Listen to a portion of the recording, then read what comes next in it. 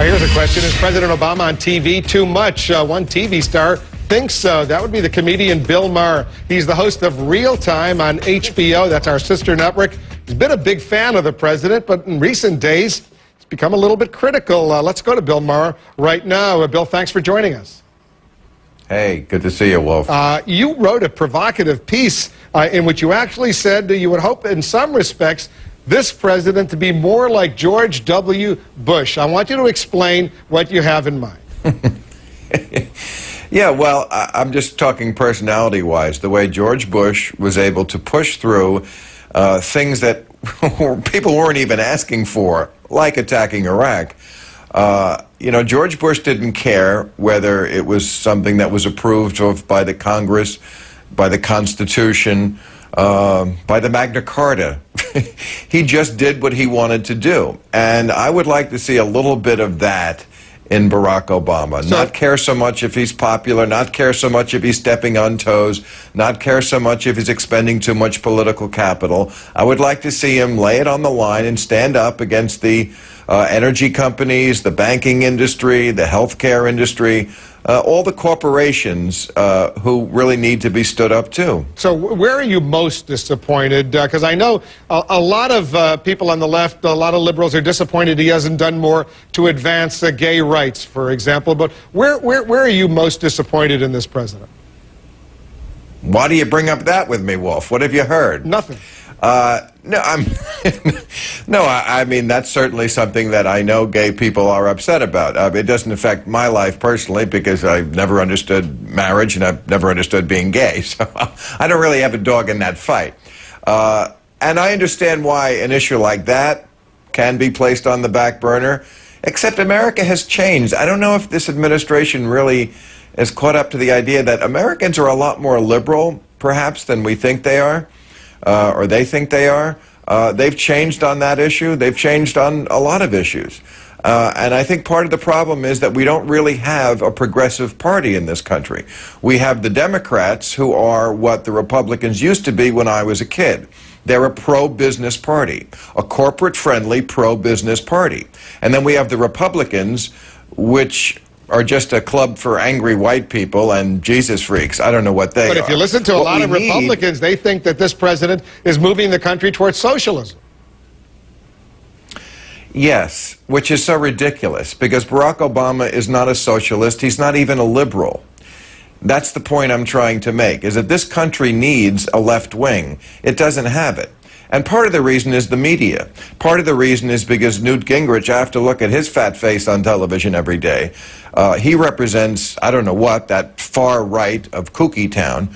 And yet, where's the left wing? You know, Ralph Nader, Dennis Kucinich, these are left-wing people, although their ideas are not really that radical. But they're presented as radical in the media. They're seen as buffoons. So really what we have is a debate between the center-right, the Democratic Party, and the far, far, far right, the Republican Party.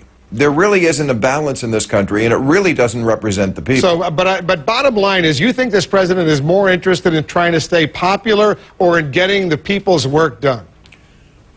Well, look, first of all, he's doing a really hard job, and I'm really glad he's president. Let's not lose perspective.